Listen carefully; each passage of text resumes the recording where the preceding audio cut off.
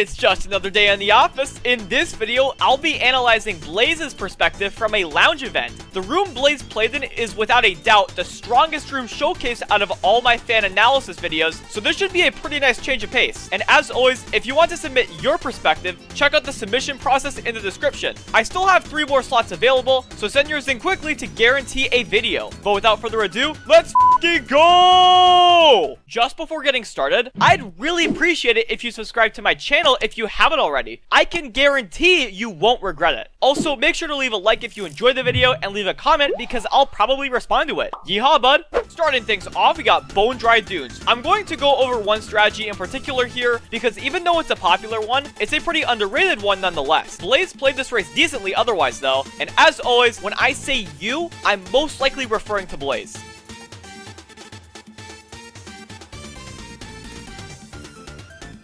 Before getting into the juicy stuff though, I do want to bring up how there was pretty much no chance of you nailing this double box. It was really good that you slowed down before going off the ramp, but honestly, as soon as the guy landed back on the track, that was his double for the taking. It's pretty obvious what you should have done instead, either go for a single or go for the wide double box. In general, taking the wide double is a much more appealing option when you're just behind the pack, and I think going for that more often will help you out a lot, especially in a lap 2 or 3 situation.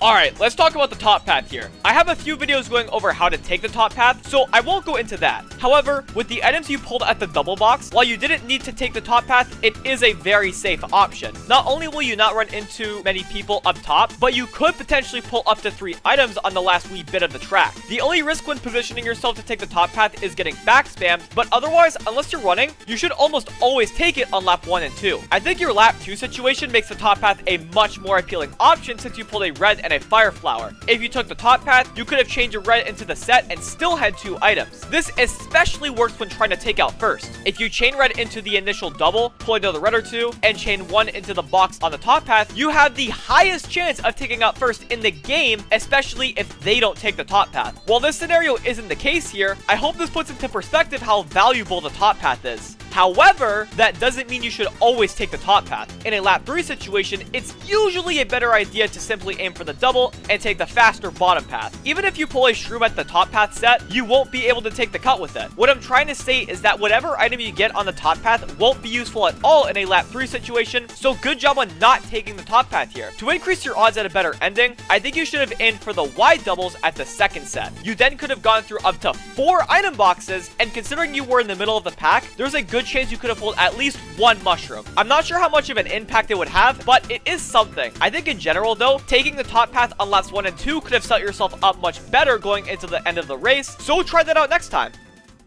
Next up, we got Dolphin Shoals. There isn't really a theme to this race. I'll just bring up a few general things that I think Blaze could work on moving forward.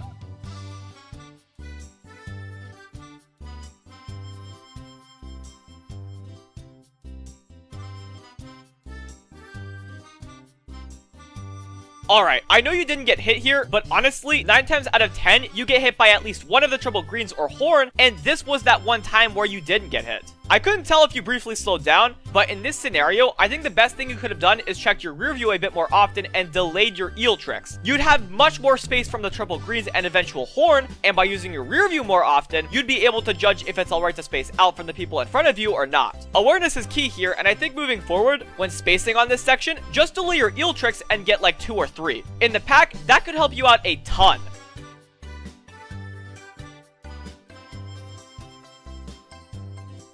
In general, chaining reds into single sets isn't a smart decision. But in this scenario, you had a shroom in your pocket and you got another red afterwards. You made a really good call not taking out the guy in front of you since you would have no protection, but I think had you kept your initial red with your shroom in pocket, you would have been in a solid position and would have a better chance at taking the guy out safely had you chained everything into the doubles at the second set. Chaining reds into doubles is a much better option in pretty much any situation, so if you can get into the habit of that, you'll be giving her full throttle.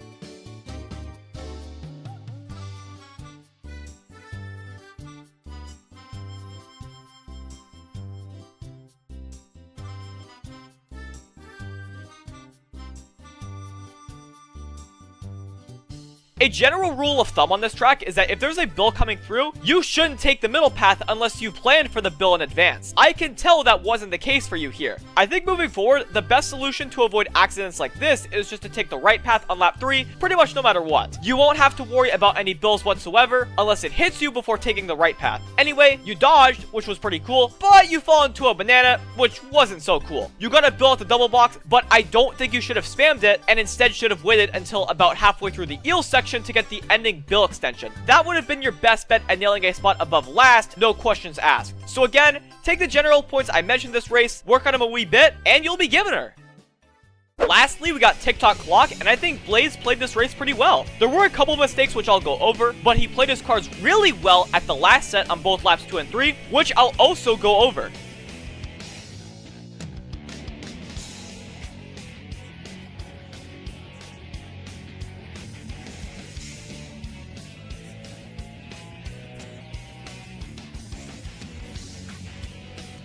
Alright, a pretty obvious mistake here, but how do we fix this? My guess as to why you fell off here is because you wanted to collect the coin on the edge of the track. It's nice that you care about your coins, but I think moving forward, you should not risk shooting for a singular coin like this. You should instead focus more on collecting multiple coins from coin bunches. You already had 3 going into lap 2, and you could have easily taken the 4 wide coins coming up. Collecting this 1 coin wouldn't help you much at all, so moving forward, don't worry about the single coins in weird spots, and focus more on the coin bunches. That is if you were aiming for the coin. If you weren't, then just don't fall off, forehead.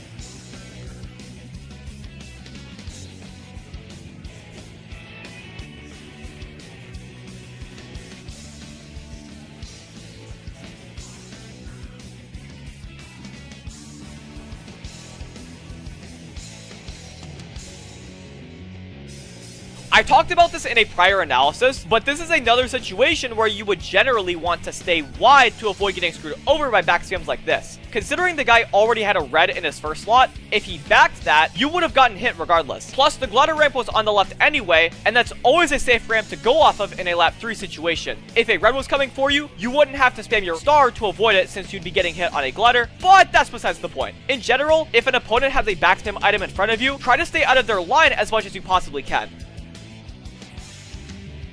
This goes back to lap 2 as well, but great job chaining your star into this set. In a lap 3 situation, you never know what could happen, so even though you weren't invincible for the rest of the race, you were invincible for the rest of where you were the most vulnerable, and that pays off big time. It's also a great place to chain in the event of a shock, which we saw on lap 2, and that paved the way for you to hold onto your star for a whole lap. Great patience, by the way. Anyway, great job on managing your items at the last set on laps 2 and 3. Without question, it's how you got 3rd this race. I hope you got something out of this video. If you did, I'd really appreciate it if you'd like the video and subscribe if you haven't already. As for Blaze, I hope you got a lot out of this video. I gave you a ton of general pointers, but moving forward, focus more on your situational awareness. I think that will pay off for you big time, and I wish you the best of luck moving forward. But until next time, thank you so much for watching. Have yourselves a fantastic day, and keep on Givin'er, bud.